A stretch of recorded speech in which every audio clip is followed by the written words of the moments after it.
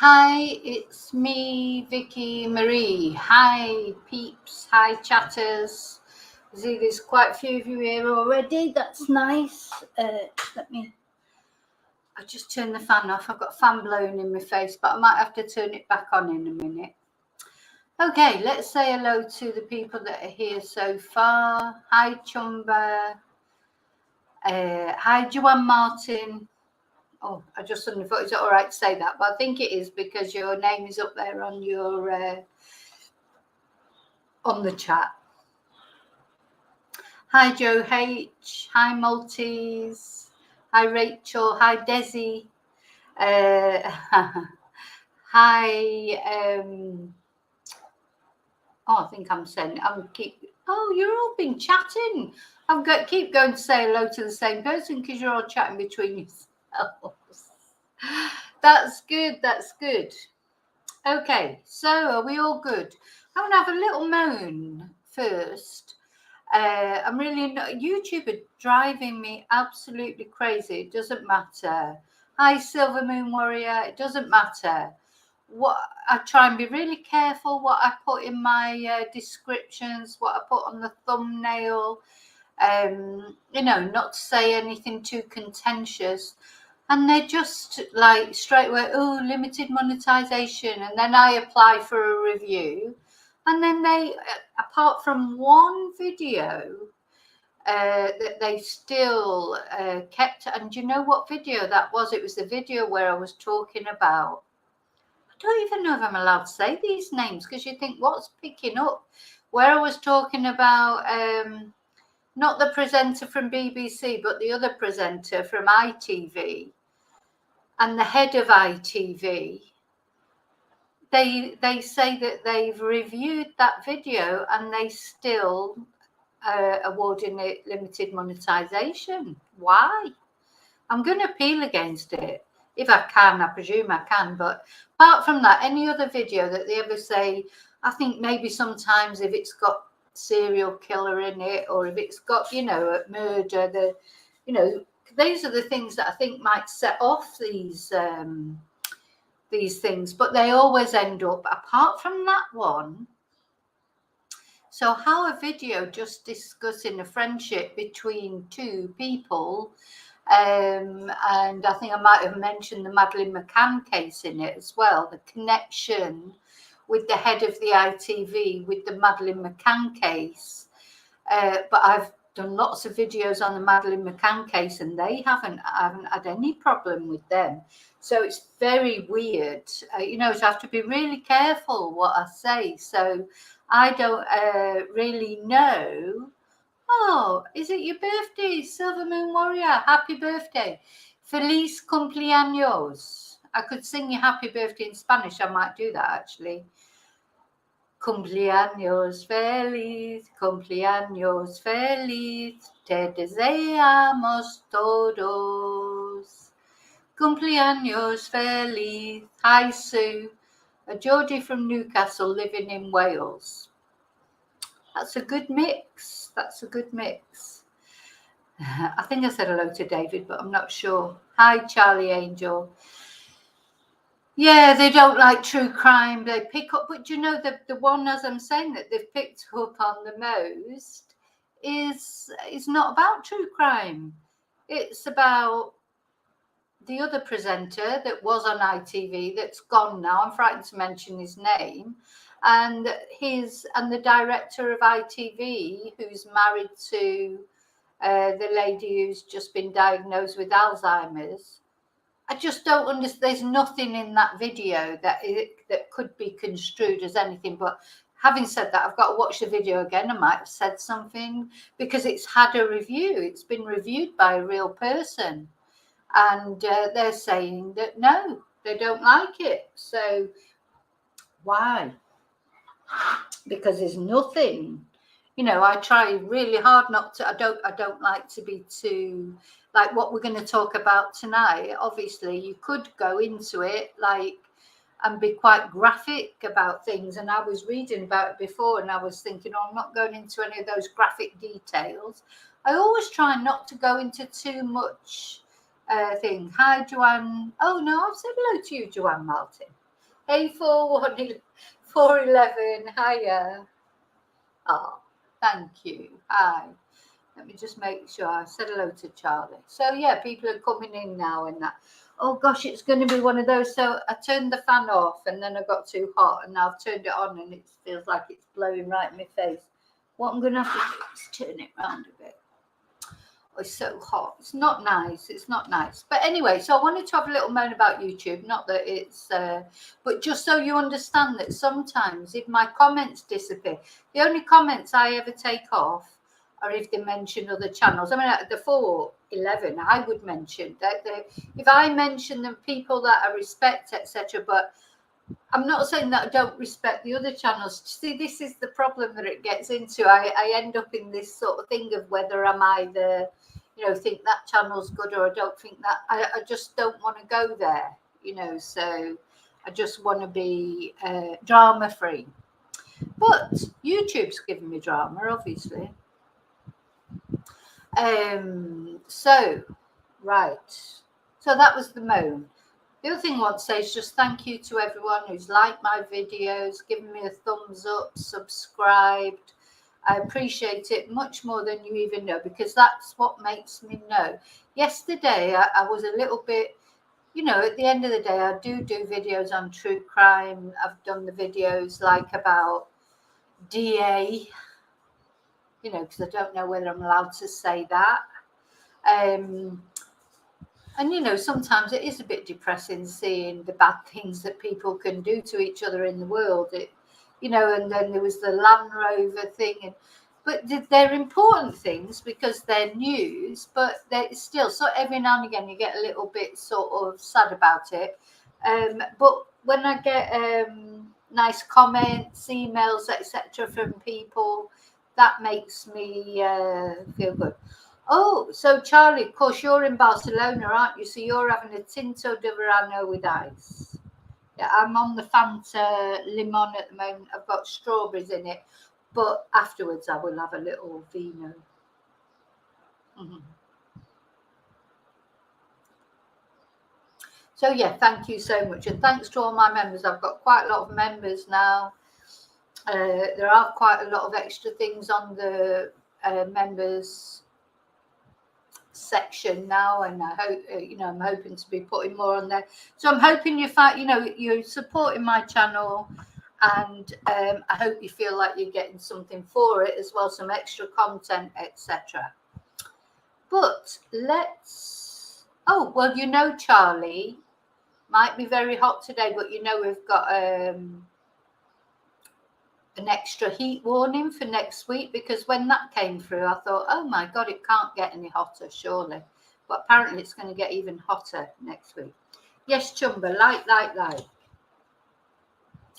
Okay, so it's Serial Killer Sunday, and I'm sort of smiling as I say that, but the serial killers that we got, what I've decided I'm going to do, I'm going to look at couples who murder, because it's especially fascinating, this, isn't it? Because you just think, who is the to me it's like, who is the strongest person in the couple for a start? It's not always the man. It's easy to assume that it's the man who's the bad person and he gets the woman involved, but it's not true. And women who commit serial murder, they're like double deviants, aren't they? Because, oh, Karen, thank you. You've just, thank you, Karen. New member. Let me put that up, actually. Thank you so much. I think you'll find there's some interesting things on there. So, yeah, to me, the women are always double deviant. So it's obviously you're a deviant if you are a serial killer. You can't get much more deviant than that, can you, from society? But, hi Tina, but a woman is a double deviant because we don't expect women to murder, especially children. So, that's where you come into your sort of triple deviant or even quadruple deviant, because you just think, not only how could a woman do things like that, but how could she do them to children? And Anyway, so there's a few. Today I'm gonna look at the Moors murders. I thought I would start with the oldest case, because when I was deciding, out of these 3 cases that I particularly want to look at, this Fred and Rose West, of course, they're just like one of the most famous couples, serial killer couples. And then going across, not only across the pond, but over to Canada, is Paul Bernardino and Carla Omaka. I'm probably pronouncing their name wrong, but there's them as well. So these are the 3 that I'm going to do. So I thought I'd do it in order of how, of the length of time ago it was. And of course, the Moors murderers, they were the longest time ago. And also, they are literally, as I put in the title, killers on my doorstep, because this is Manchester, this is where I come from. And this case, it rocked Manchester, it shook Manchester. And luckily for me, it was just before my time, because of course any child could have been their victim. And I think to me, when I read about it, I think what always strikes, there's a couple of things that strike me. Obviously, of course, that there's a woman involved in it, but then also the ordinariness of their lives. When I look into their lives and, where they lived and how they lived, they were so ordinary, and they were also, they had so much going for. They were very young. They were so young. They were in their early 20s. And you think, well, they had so much in front of them. And that was at a time when literally people from working class backgrounds like they were advancing, they were getting opportunities. There was loads of work. They were sort of able to buy their own home. They were able, it was a good time for society in general, or certainly working class society, where things were getting better. So it surprised me, that they did that. But anyway, first of all, what we're going to do is, let's have a look at some photos first of all. I think they're the iconic evil, the iconic image of evil, aren't they? That in my eyes, if you ever, if you had to just choose a photo from any photo of anybody that you knew that was evil personified, you would probably choose these 2. And their faces have sort of stared out at us for years, I think. Right, let's see.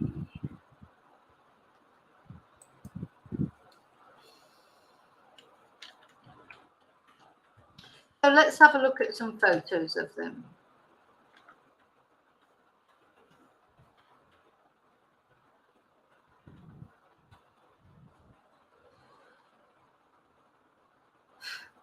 I mean, they're like, I've got to share it, of course. Yeah, so I think you can see these photos now. I'm sure you've all seen similar photos.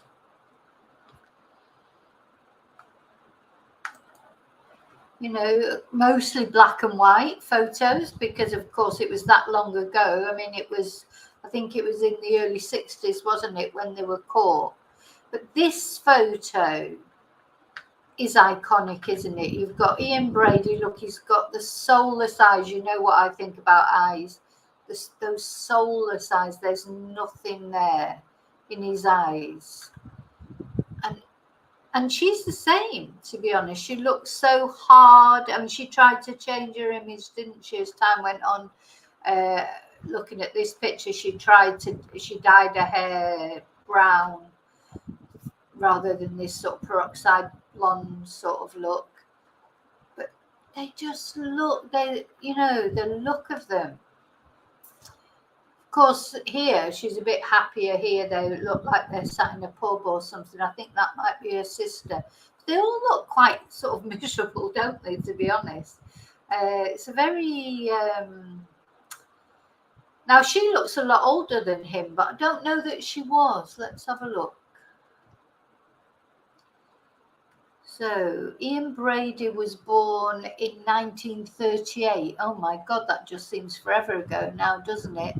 And he was apprehended in 1965. So, he was 25.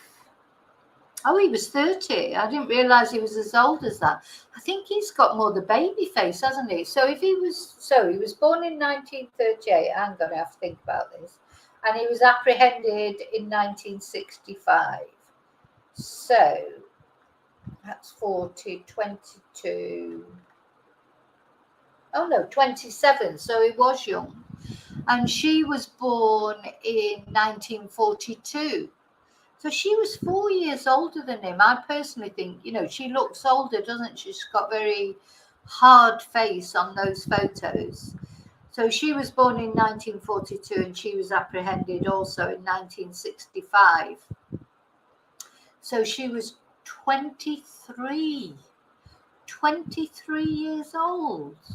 Am I working that out right? Because I'm rubbish with numbers. So 1942 to 1965 is 23. Gosh, so she's 3 years younger than my son is now. I find that sort of incredible. Do you know what I mean? It's like not only she looks older, but you just think, how can someone at that age? Hi, Mia. Yeah. I think he was handsome, wasn't he, Charlie? And he's quite sort of very boyish looking. And apparently, yes, he was Scottish, Chumber. I'm going to talk about that as well. He was actually born in Scotland, in Glasgow, I think. But I know. We're going to talk about that. We're going to talk about where he was born and how he... Joe H, you've nothing. Yes, we have started. Everybody else, I think, can hear me okay. Can you? Oh, is it Joe that's had this the rainstorm?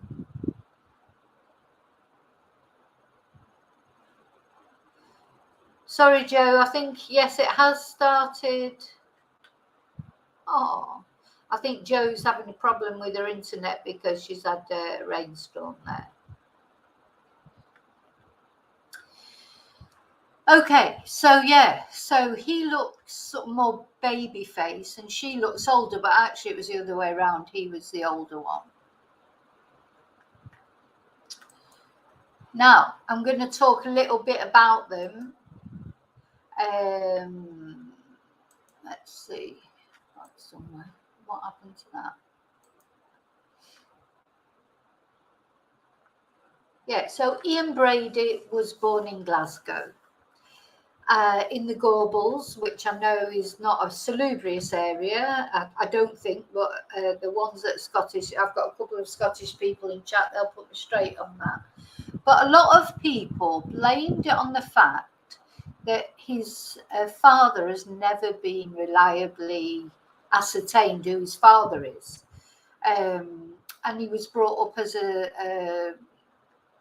well, I suppose in those days, he was brought up by a single mother, which in those days, because we are going back quite a long time, because if he was, it was like a big shame to be born to a single mother, wasn't it? Whereas now, of course, it's more or less, it's the norm, just as the norm of being married, of being born into a married couple's family. So I think they were quite poor, but anyway, he went off. I think it was when he was 9 that he moved. Let me just find out when he. Yeah, he had some problems even when he was young. He mistreated animals. I don't even want to read that out because I just can't read it out because it's disgusting, and I'll get too upset. But he showed that characteristic that a lot of serial killers do, that he mistreated animals when he was young, before he even went to live in the UK, to live in England. He appeared before juvenile courts for housebreaking, etc. But he had jobs He had girlfriends, but apparently his first girlfriend, Evelyn Grant, he threatened her with a flip knife after she visited a dance with another boy, which is a little bit ironic because obviously he actually had, he was bisexual, Ian Brady. That became evident later on. He's one of those that would just take whatever he could get. Anyway, he went to, how old was he when he went? So his mother moved to Manchester, and when he was around about 15, and of course he went to live with his mother in Manchester, and that's a shame for Manchester, but Glasgow probably had a lucky escape there. Anyway, he was in Strangeways for 3 months, but he was still under 18, and then he was sentenced to 2 years in a Borstal to try and sort him out. He liked alcohol. He drank a lot of alcohol, and he moved from really sort of custody to custody.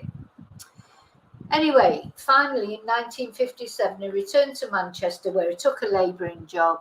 Then he was dismissed from another job in a brewery, and then he decided to better himself. One day, just decided to better himself, and he started on learning himself how to be a bookkeeper, and he astonished his parents by studying alone in his room for hours.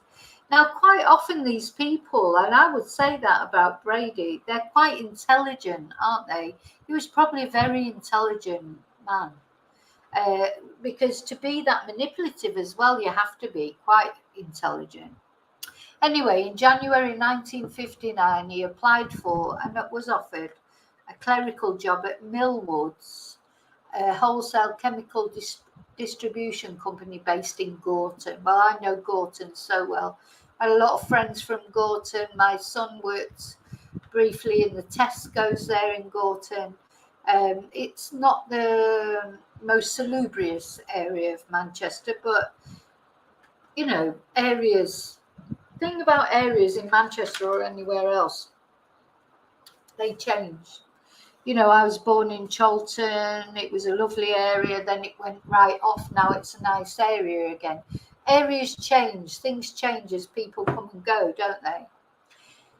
Anyway, this is where his interest started, with like Mein Kampf and Hitler and Nazis, etc. And he was really interested in all that, Nazi atrocities. That would fascinate him. Now, whereas Myra Hindley, she was born in Manchester in Crumpsall in 1942, and she was raised in Gorton. It is a working class area of Manchester. I presume it still is. I don't know. I mean, I don't live in Manchester now, so I don't know what the area is like. Maybe some of you out there know Manchester, know Gorton, and know where it's like now. All I know about it now is because when my son worked in there's a massive Tesco's there, which is a supermarket. For those of you in other countries, if you don't know, it's like a Target or I don't know what the equivalent would be in America, but a huge supermarket franchise. And there's a massive one there in Gorton. So apparently her father was an alcoholic, and he was violent towards her mum and the children. And, their house wasn't brilliant. It says here that she was forced to sleep in a single bed next to her parents' double bed, but surely there were 2 bedrooms. But anyway, then she had a sister, Maureen, and in 1946, and then the following year she was sent to live with her grandmother. So she then sort of had a few jobs after she left school as junior clerk, etc., running errands, typing, making tea. And she seemed to be like quite popular amongst her friends, etc., whereas Brady was always a bit of a loner, didn't really have friends. And she did become engaged at 17, but she called it off several months later. Now, I don't know if it mentions this here, what I'm reading from at the moment, but I do remember something that apparently what had a big effect on her was one of her childhood friends drowned And this was supposed to have had an effect on her, a big effect on her. But I think until she met Brady, to be fair, that she'd never really showed, whereas he showed signs of not being a very nice person from an early age, and his mistreatment of animals, etc., and nearly attacking his previous girlfriend with a flip knife. I think with Myra, there had been no sign of anything before that. So when she started, she was only 18 when she started at Millwoods, where Ian Brady was, and she became infatuated with him. And you can understand that. He's a good-looking guy.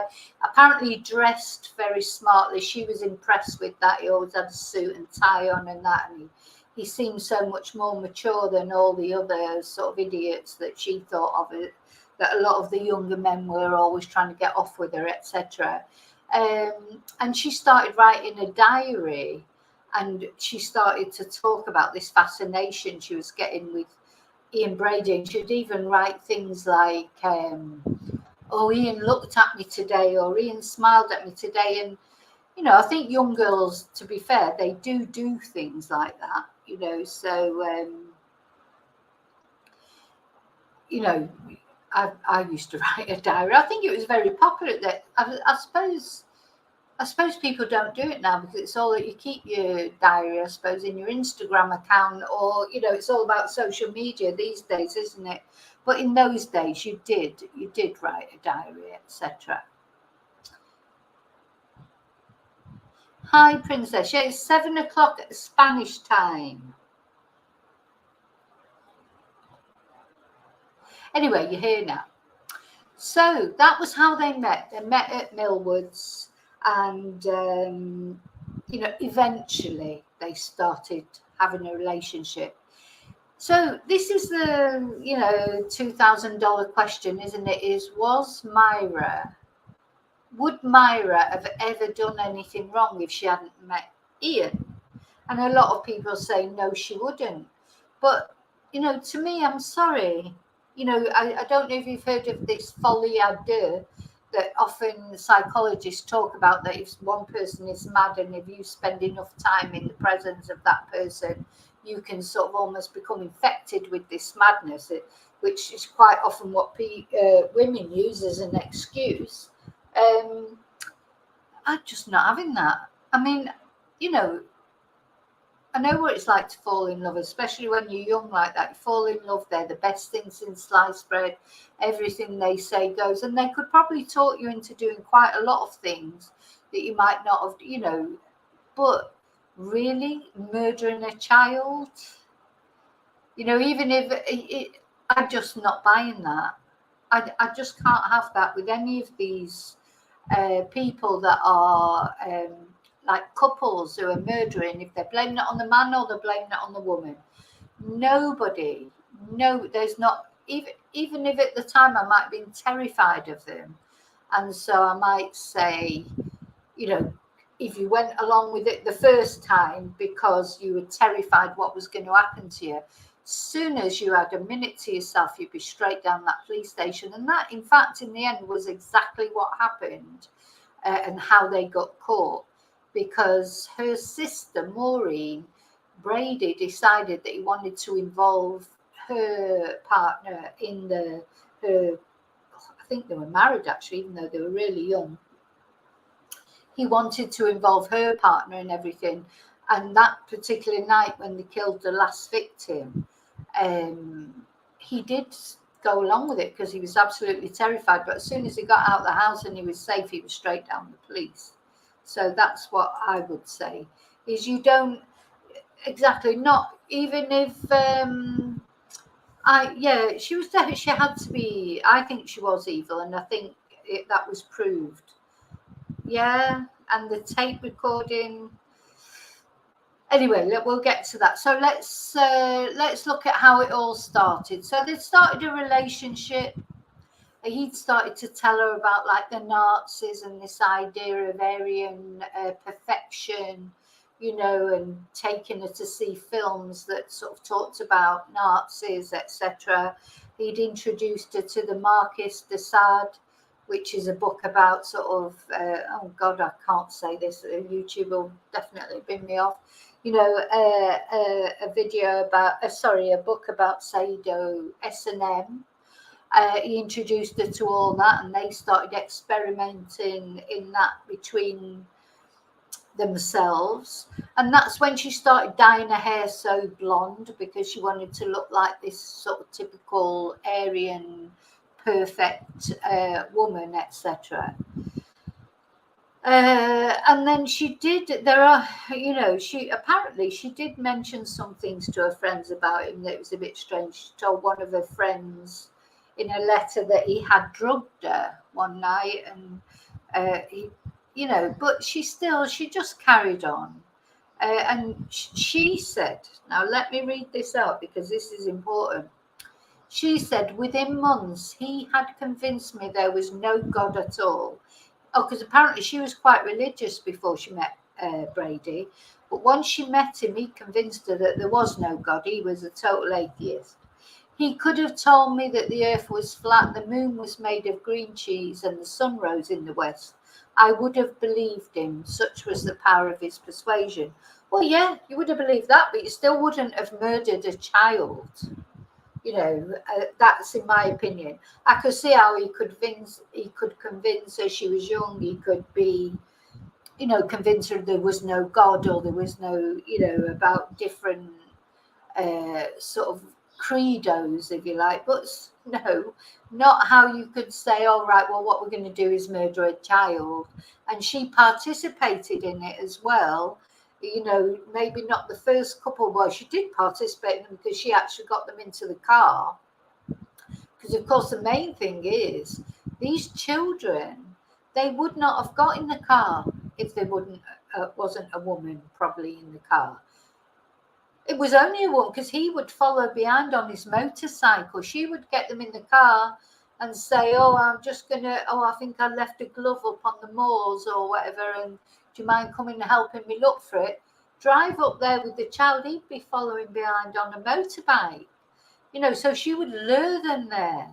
So she did more than just sort of go along with his thing. She participated in it. And in fact, he wouldn't have been able to do it without her, because he probably would have found it more difficult to lure off a child than she did. So, yeah, she changed her appearance. And then, like she said, that in July 1963, that's when he started to talk about committing murder.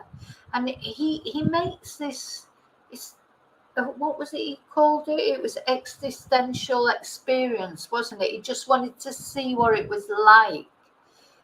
He didn't care if it was a boy or a girl. He had no, it was just some murderers. It's just the pleasure of that. Even though there's an sex motive in it, it doesn't matter who it is. It could be anybody. I presume that they chose children because children were just easier to manage. But I don't think it would have mattered. I think he could have done it to anybody, to be honest. I think it was just the fact of the thing of doing it. Could have been anybody. A bit like, Isaac Keys and those types of horror. They're the worst kind because they're the hardest to catch normally. I mean, I think they were lucky to catch them as quick as they were, especially at a time when there was no DNA, etc. Because the hardest people to catch are the people that not only that don't have an MO, don't have a victimology, it could be anyone, or so the police can't even do a profile really, because it could be a boy, it could be a girl, it could be anybody. So now, I'm not going to go into all the details of the murders because I don't like going into details. You can find the details online if you really want to know. But basically, I just want to talk about it. Started in June 1963, and the first girl was Pauline Reade. And she sort of, Myra knew her because she'd attended school with Hindley's younger sister, Maureen. And she'd also been in a short relationship with David Smith, who ended up marrying Maureen. Yeah, he was interviewed in this case. He was only 15 years old at the time, and he was interviewed, but he was cleared of any involvement. Then, so when was that? So that was the 12th of July in 1963.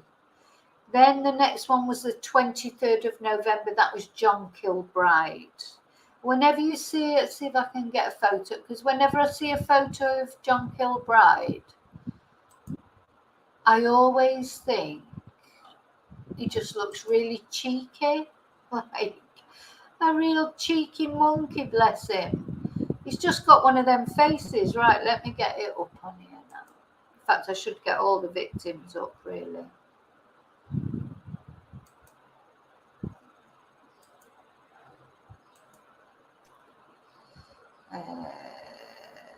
Wikipedia, I'm looking for. Am I? No, I'm looking for that. Yeah, so these are the victims, aren't they? So we've got Pauline Reade, she was the first victim. Then John Kilbride, he always looks so cheeky, you know, he looks like a real cheeky. Well, so does Keith as well. Oh, and Lesley, I mean, anyway. And Edward, of course, was the last victim, and it was because of his murder that they did eventually get caught. But yeah, so the next one was John Kilbride. In fact, I'm going to leave the picture of the victims up there, so because it's important, isn't it, to talk about them. Okay, so then the next one was Keith Bennett, and this was in 1964 on the 16th of June, and his stepfather was suspected. That must have been so awful as well. He was taken in for questioning on 4 occasions. The house was searched, under the floorboards was searched, and then when they discovered that the houses were all connected in that street, they searched the whole street. Anyway, then Hindley's sister Maureen, she married David Smith, this one that had been a boyfriend of Pauline Reade, but was cleared of having anything to do with her death. Hindley's sister Maureen married him on the 15th of August 1964. I was just thinking that I wonder if she was pregnant, because apparently it was hastily arranged, and yes, she was. She was 7 months pregnant.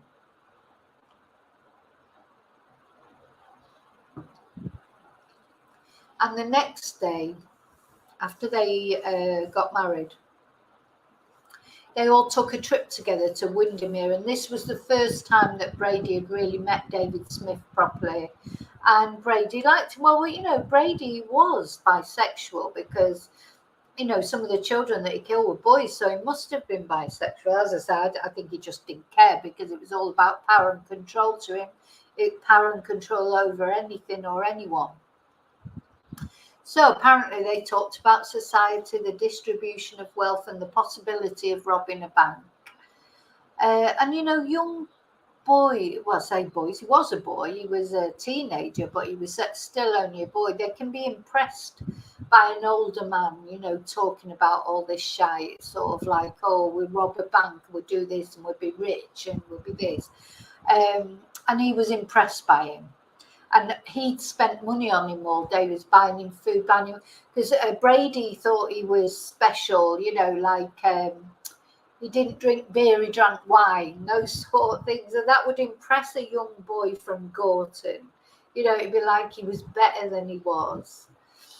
Anyway, yeah, they started then sort of mixing quite a lot, you know, in fact, to the point where Hindley supposedly was a little bit jealous of the relationship with David Smith and Brady.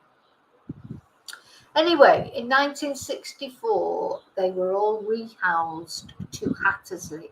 They went to live with Hindley's girlfriend, Hindley's grandmother, in Hattersley in Cheshire, which is quite a nice area, I would think. But anyway, they became...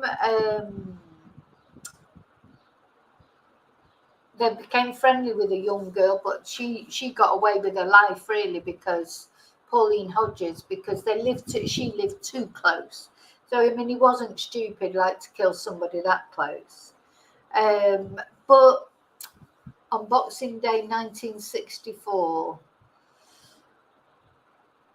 that's when they took Lesley Ann Downey, and I think this is the most upsetting. I mean, they're all upsetting, but Lesley Ann Downey,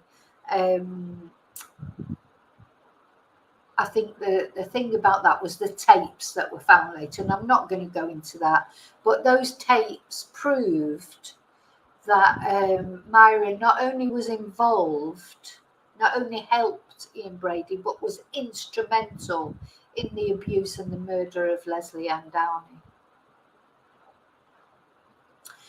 Hindley claimed that she only took part in the killings because she'd been drugged and he was blackmailing her with pictures. Well, nobody could blackmail. You could have any photo you liked of me. You would still not blackmail me into murdering a child. So, it's a load of crap, that, to be honest. She came out with all sorts of things, all sorts of reasons, and, it's just not true.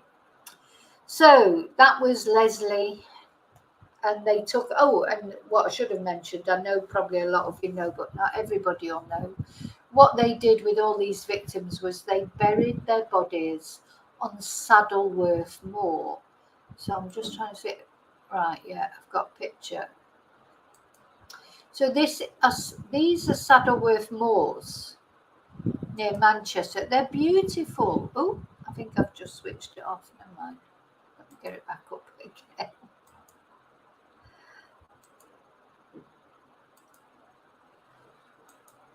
Yeah, they're very beautiful. They're quite bleak and desolate.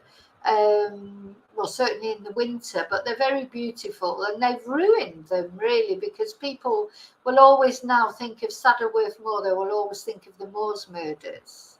And there's something interesting when I looked up about the Saddleworth Moor. Do you see this headline? Let me just see if you can see it. Yeah. Why is Saddleworth Moor turning into Britain's answer to the Bermuda Triangle? It's like, apparently there's been all sorts of weird and wonderful things that have happened on I'd like to go to Saddleworth Moor one day and have a look at, because I do like sort of places like that. But there was a plane crash apparently on Saddleworth Moor in 1949, which killed 24 people. It's the burial site of the Moors murders victims. And it says this year, what year was that? In 2019, there was the unsolved case of a man's corpse being found in a taxi on Saddleworth Moor.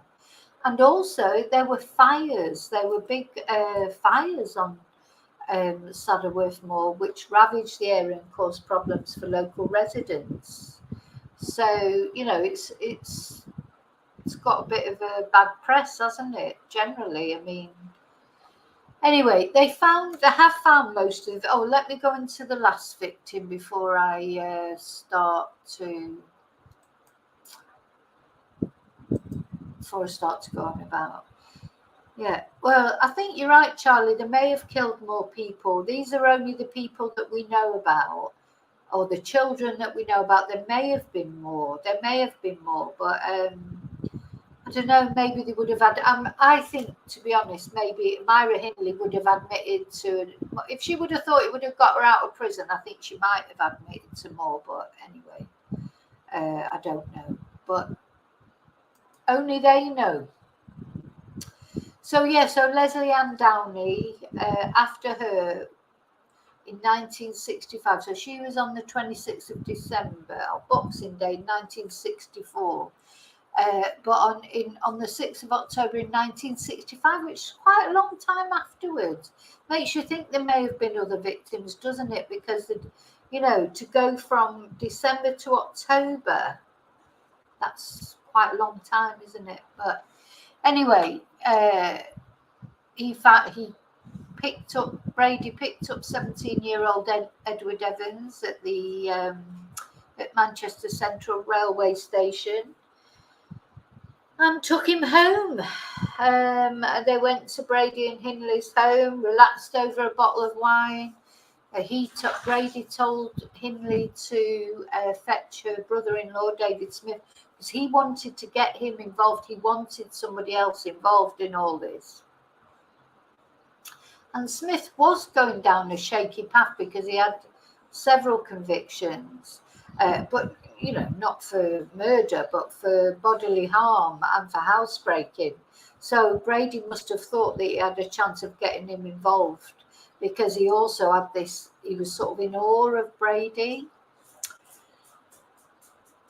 Anyway, again, I'm not going to go into the details, but what happened was that Brady murdered Evans, and Smith just sort of stood there and watched it all going on because he was literally terrified. And after he murdered Edward Evans, Smith was just trying to get out of there, and he said that he would help him the next day to dispose of the body, etc. And then when he arrived home, he said to his wife, "Can you make me a cup of tea?" Apparently then he vomited and told her what had happened. And at 6:10, he phoned the police. But apparently, now he had to go to a phone box to phone the police. That's what it was like those days. Like, you wouldn't have your mobile phone, but you wouldn't even necessarily have a landline in your house. He had to actually go out to the phone box to phone the police. And he took a screwdriver and a bread knife with him just in case he met Brady on the way. And the police came and got him, and he was taken to Hyde police station, where he told them what he'd witnessed that night. And that's where it all started. So they arrested Brady first, and a couple of days later, they arrested Myra Hindley. And of course, they suspected them of murdering other missing children and teenagers who had disappeared from the areas. I think they do think that they probably killed other people, but the trouble is, without them actually coming forward and saying that, there's no way of knowing, is there? And then they found a ticket for, what do they call it? Thing that you, like a railway station where you have something where you can store your luggage or whatever. They found a ticket for that, and when they went in there, that's where they found the tapes of Lesley's murder, and that just sewed up the case, didn't it? Because it didn't matter what they'd said before that. Now they had a tape recording where they could actually hear both of them were involved in what happened to that poor girl. So anyway, so they had their trial, and they were very lucky. Well, it depends which way you look at it. I personally think, I don't believe in the death penalty because I think it's too quick for a start. But also, I don't believe that we have a right, two wrongs don't make a right, in my opinion. But I know a lot of people do think of it. But the death penalty had just been abolished, hadn't it? I wonder if I can find it here exactly when it was abolished. But anyway, the death penalty had just been abolished. The last woman to be, she was the last person to be hanged, I think, was Ruth Ellis, wasn't it? And that was around about 1962, 1963, maybe a bit later. So they were lucky in that sense, or whichever way you look at it. I think Myra Hindley had quite a nice life in prison, to be honest. Anyway, let's not go into that. But so they've found all these poor children's bodies, except for the body of Keith Bennett, haven't they? And he is still being looked for. And even just last year, I'm just going on to this now, even just last year, there were reports that part of his skull had been found after 58 years. And there's an author called Russell Edwards who's written books on the Moors murders, and he's still out there digging. Even though Keith's mum, Winnie, sadly has passed away, he's still out there digging, hoping to find some trace of Keith, and he thought he had found something, and the police went out there and looked, but it turned out it wasn't anything. It wasn't, unfortunately. So he's the only one that hasn't been brought to his back to his family, and his mum Winnie, she has now passed away, unfortunately. So, well, I say unfortunately, but hopefully she'll be with him now. So now the other good news is maybe not the right reason, but of course both Brady and Hindley as well, they've both passed on now. And Hindley, she was in fact only 61, I think, when she passed away of cancer. But what I was looking into today, which has made me a little bit angry, is that Myra Hindley, she was cremated, and her ashes have been scattered in Stalybridge Country Park,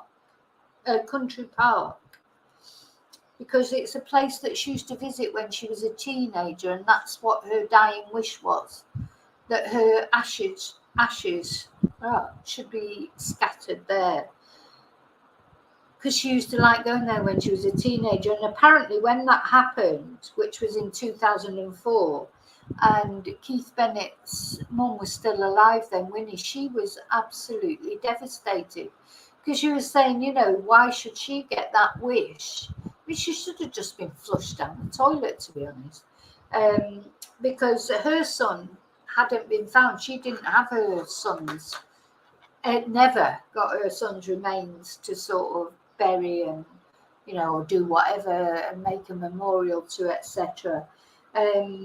But Hindley got her wish. Now, Brady died. He lived a lot longer. He was 79 when he died, even though he was, you know, on hunger strike many, many times. He never, you know, never tried to look after himself or anything. In fact, I think he quite wanted to die. Let me just put this picture up so you can see it. This was him when he was arrested.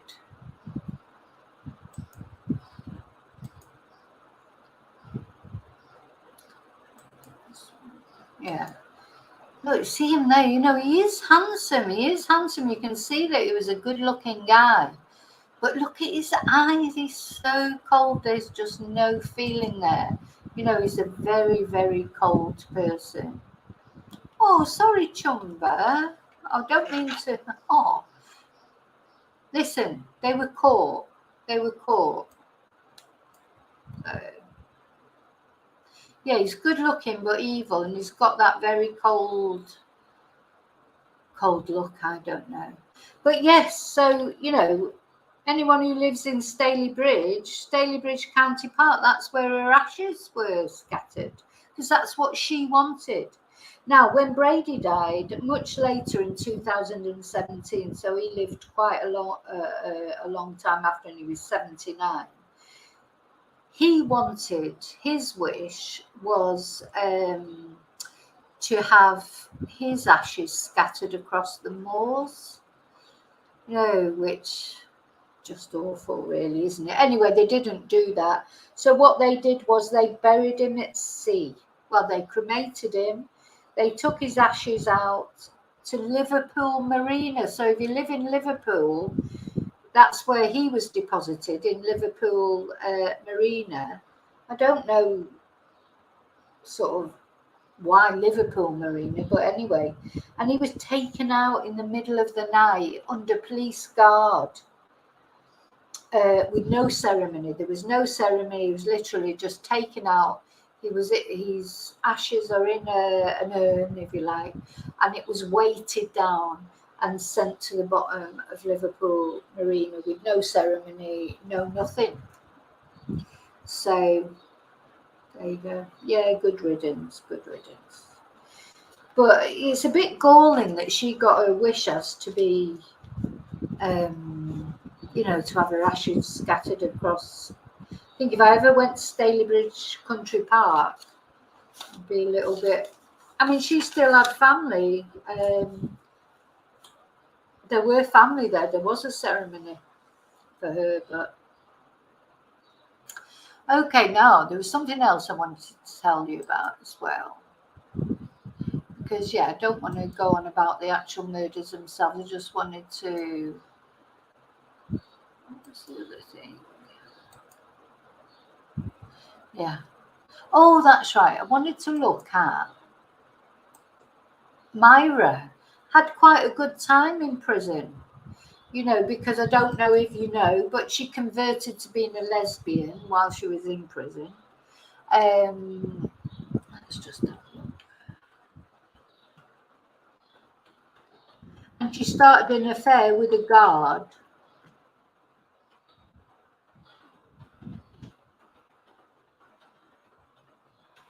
Let's see. Yeah. So, let's see. Share this tab instead. So, yeah. So, this was her lover in prison. She was a prison guard. And she had a secret lesbian love affair with an ex-nun. This woman was a nun. And then she became a prison officer, you know, like nuns do. And then she started having an affair with Myra Hindley, who killed at least 6 children. Or was it 5 children? So, you know, just so she had quite a nice time, really. And, yeah. They were trying to there were plans for her to escape, and she planned to take her to Brazil to work as a missionary. Oh my God. I mean, could you imagine? Did you not know about this, Desi? I remember it at the time. But hi, Shelley. Yeah, Catholic. Yeah. So this woman, she was a nun. All right, let's go back. Let's rewind, because it's like, what? Like, if somebody said, what? Desi? So what's happened is, so this woman, she's a nun. She stops being a nun. She becomes a prison guard. She starts having an affair with one of the most notorious child murderers ever, Myra Hindley. She plans for her to escape, and she's going to take her off to, I can't stay on it long because I'll probably get done for copyright, plans to take her to be a missionary. So that's all that, you know, some poor country that's like already suffering, children that are already suffering, that's all they need is Myra Hindley as a missionary to, you know, help them, isn't it? Oh my God, it's just, you just literally could not make it up. I mean, at least Ian Brady had the decency to be a twat for all that, you know, he wasn't trying to escape, he didn't want to, he just didn't want to do anything. He didn't try and help the family or do anything. I'm not saying that, but he wasn't like trying to escape and have an affair. Well, as far as we know, maybe he did have an affair in prison himself, because he was bisexual, so maybe he did have affairs. No, she wasn't a nun in prison, Charlie. She used to be a nun. She stopped being a nun, became a prison officer, and that's where she met Myra Hindley.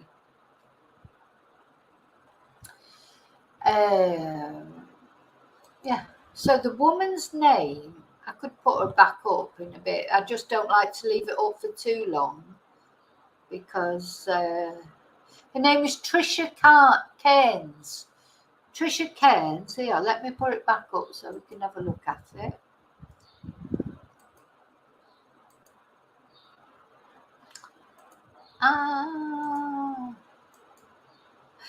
Oh God, I'm always pressing the wrong button.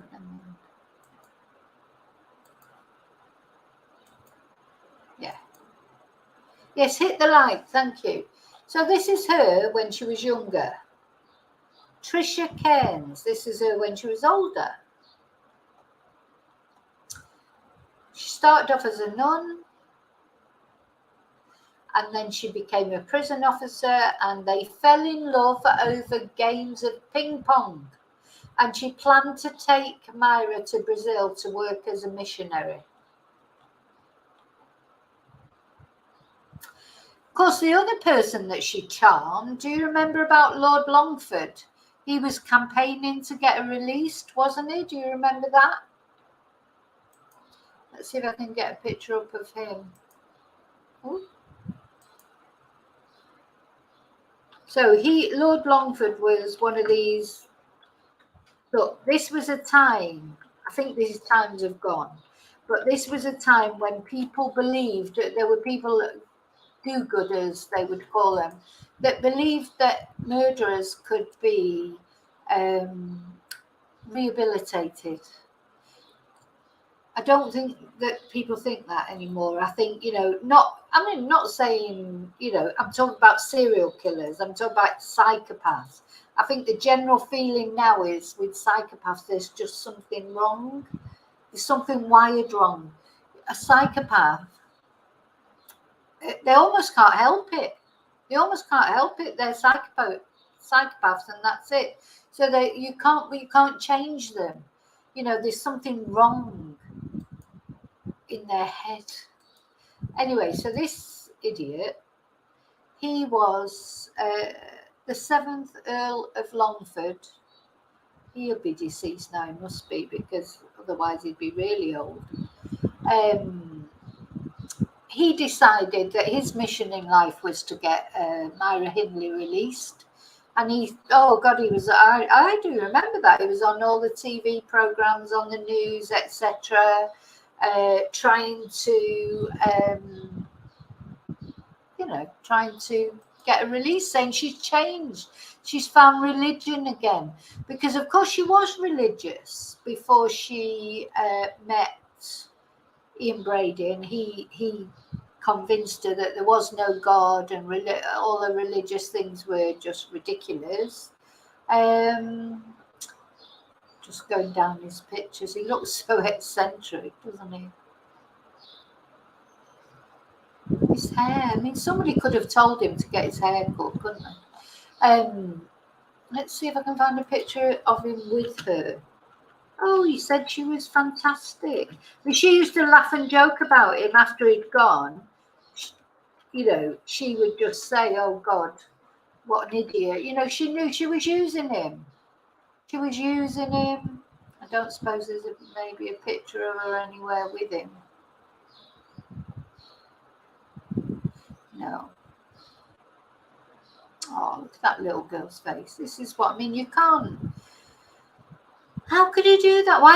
How can they forget the victims? Because as soon as they start thinking that these people have got rights, this is someone who's murdered a lot of children, not, I don't even want to say not only one, but literally a mass murderer, a serial killer. And he's there saying, oh no, she's changed and she needs to come out now, etc. It's just insulting, isn't it? And do you imagine what their parents had to go through watching that?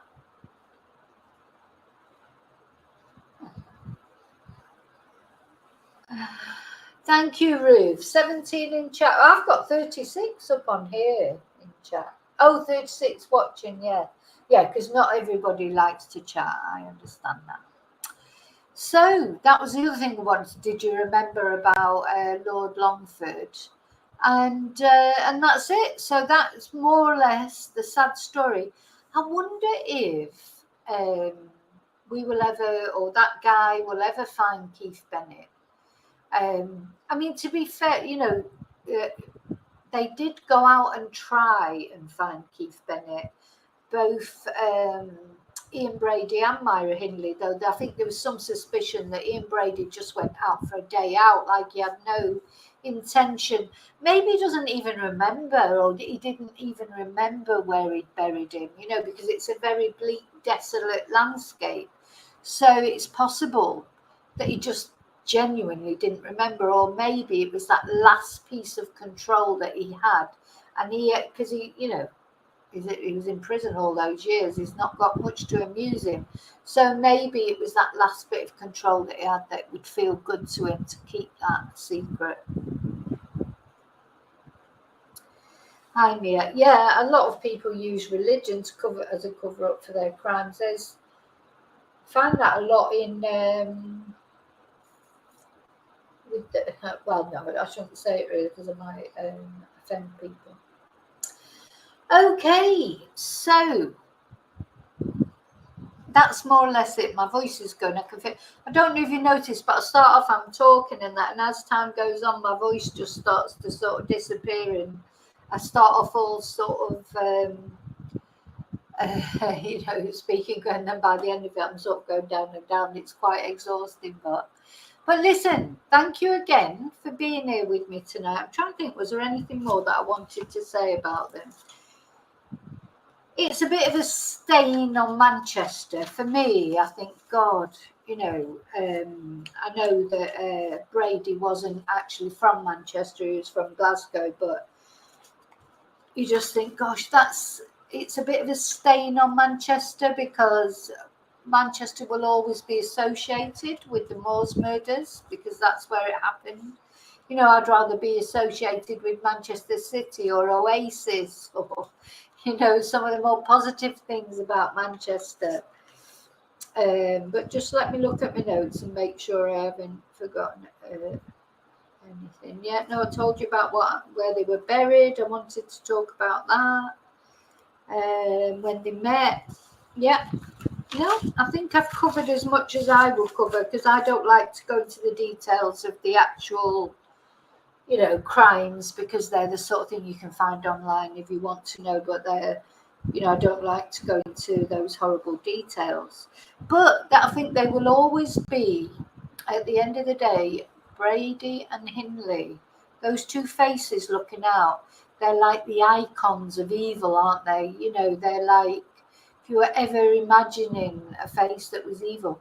But I think what startled me going through this, I mean, I knew it before, but obviously when I was younger, I probably didn't register, but they were so very young, so very young.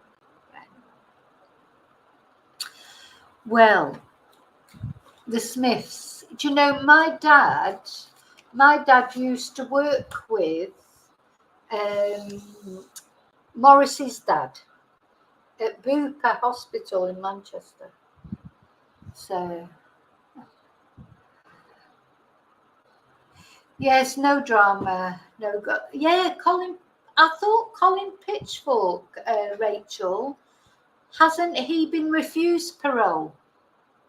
I think he's been refused parole. There was a campaign against him, and I think he was refused. But I will check it up.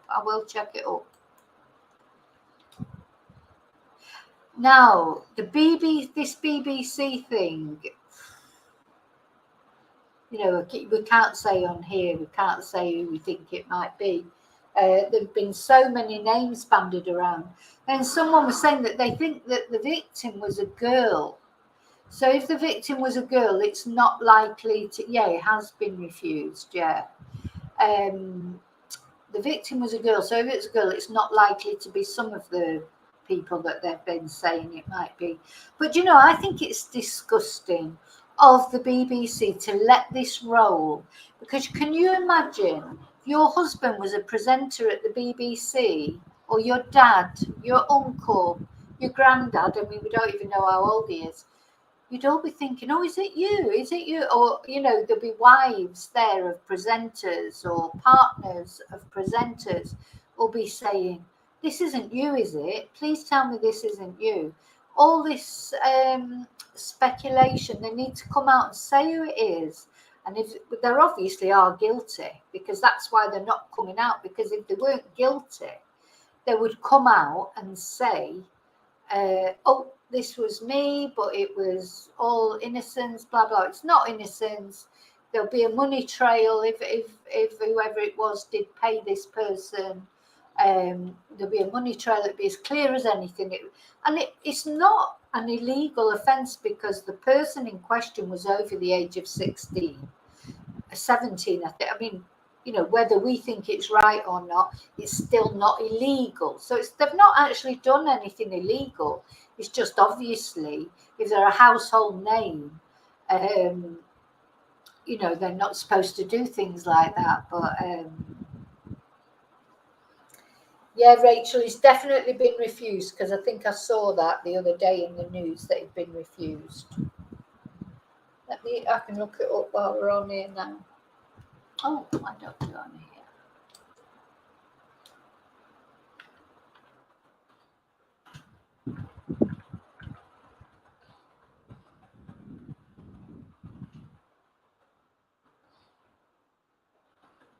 He was released, wasn't he? But then something happened.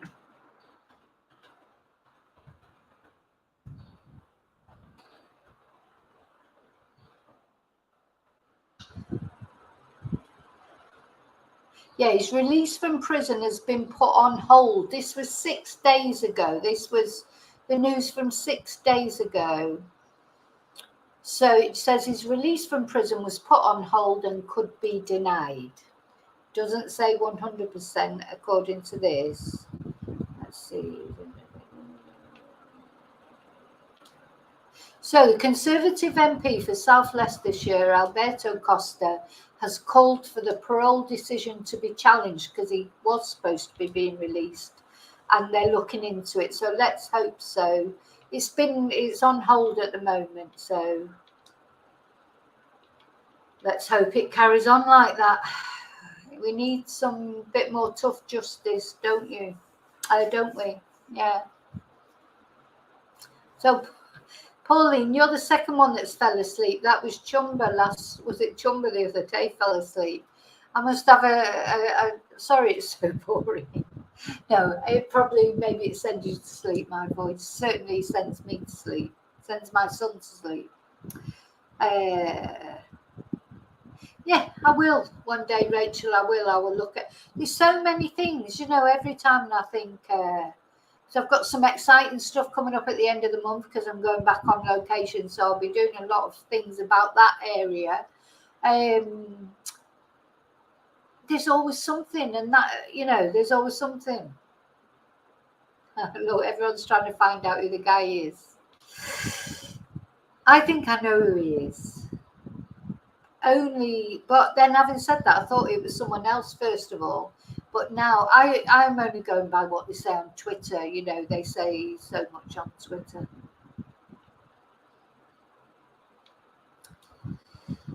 I know, Joe H. Honest to God, I really do know. When you've got children who are going through that, and that's a very thank you, Joanne. That's it's crack cocaine, isn't it? That they're talking about. So it's not it's not a soft drug. That would be very, very difficult. Well, Chumba, all I'll say is they say what Pauline's saying. He's Welsh. Hi, Maggie. So, but I don't know. I honestly don't know. But this is what's because Rylan was going mad, because he had to go and actually say, it wasn't him. And Gary Lineker saying it wasn't him. We had who else? Jeremy Vine, and I was a bit like that about Jeremy Vine, because Katie Hopkins has always been so convinced something was going to come out about him. So I just don't know. I honestly don't know. Yeah, Shelley, it'd be interesting. I don't think he's a radio DJ, Princess. I don't think so. Pauline's given all the clues she can, but we can't mention him because YouTube is so annoying. That'd be the next thing. I'll get turfed off again. But as soon as it's going to come out. It's got to come out sooner or later, because they've got to say something, because they can't have all these other presenters having clouds over their heads. It's not fair. It'd be like if somebody said, oh, there's a Spanish teacher who lives in Spain who's murdered someone, but we're not telling you it all it is, and people would be looking at me and saying, oh, you're a Spanish teacher and you live in Spain, it might be you. It's terrible. Oh. Okay, let's listen. I'm sure we'll be back to talk about it when we find out who it is. Okay, so Thank you so much, as always, for being here with me. Thank you so much. Remember to always live and love very carefully. Don't go out with any BBC presenters. Not good. They're not good. Oh, Heather, are you just coming in? Or are you saying evening as in goodbye or evening as in hello? Anyway, remember, don't go out with any BBC presenters. Remember to always live and love wisely and carefully, and look after yourself, because you are the most important person. And I will see you next time in the next video. Until then, may your gods always go with you. Thank you so much.